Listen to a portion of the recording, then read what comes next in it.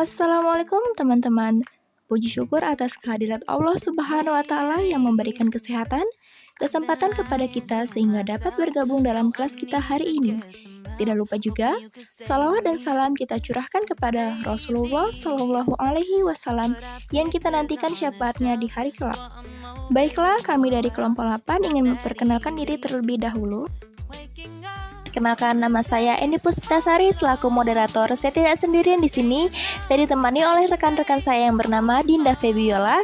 Selanjutnya juga ada Danu Wandara, dan tidak sampai di situ juga, saya juga ditemani oleh rekan saya yang bernama Andre Gunawan.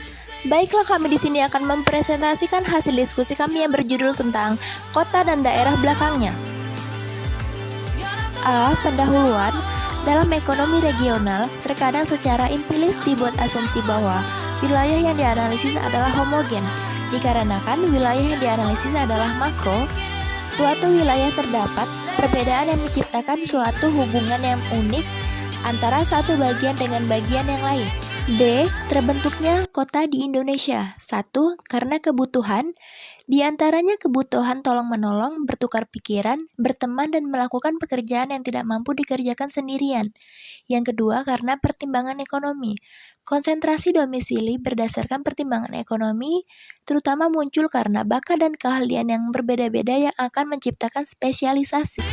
C. Definisi kota.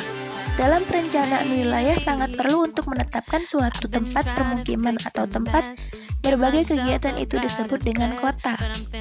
BPS dalam melaksanakan survei status desa atau kelurahan yang dilakukan pada tahun 2000 menggunakan kriteria sebagai berikut.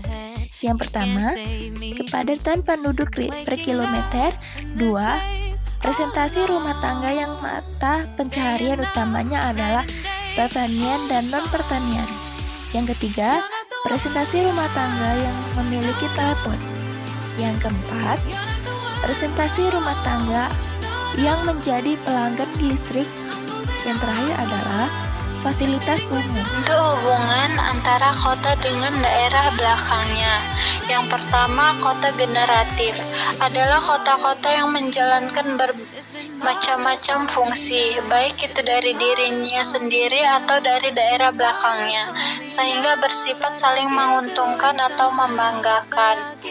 Yang kedua, kota parasif adalah kota yang tidak banyak berfungsi untuk menolong daerah belakangnya, dan bahkan bisa mematikan berbagai usaha yang mulai tumbuh di desa.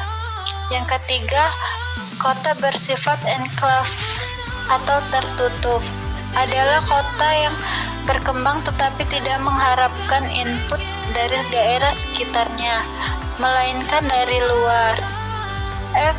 Pusat pertumbuhan. Pusat pertumbuhan atau global dapat diartikan dengan dua cara, yaitu secara fungsional dan secara geografis. Secara geografis fungsional, pusat pertumbuhan adalah suatu lokasi konsentrasi kelompok usaha atau cabang industri yang karena sifat hubungannya memiliki unsur-unsur kedinamisan sehingga mampu menstimulasi kehidupan ekonomi baik ke dalam maupun keluar daerah. Sedangkan geografis pusat adalah pertumbuhan suatu lokasi yang dapat memiliki fasilitas dan kemudahan sehingga menjadi pusat daya tarik. Hierarki perkantoran mengembangkan jenjang fungsi perkantoran sebagai akibat perbedaan jumlah jenis dan kualitas dari fasilitas yang tersedia di kota tersebut. H. Berbagai metode penerapan orde perkantoran. 1. Hanya menggunakan variabel penduduk. 2. Perbandingan persentase hubungan keluar. 3. Tingkat aksesibilitas dari kota tersebut. Terdapat kota terdekat yang memiliki orde lebih tinggi di wilayah. Permasalahan dalam menetapkan orde perkotaan. Salah satu tujuan menetapkan orde perkotaan adalah agar dapat diperkirakan luas jumlah wilayah pengaruh dari kota tersebut. Dengan demikian, dapat diperkirakan jenis dan tingkat atau mutu fasilitas kepentingan umum apa saja yang perlu dibangun di kota tersebut, baik untuk melayani penduduk kota itu sendiri maupun penduduk daerah belakangnya yang sering datang ke kota tersebut. J.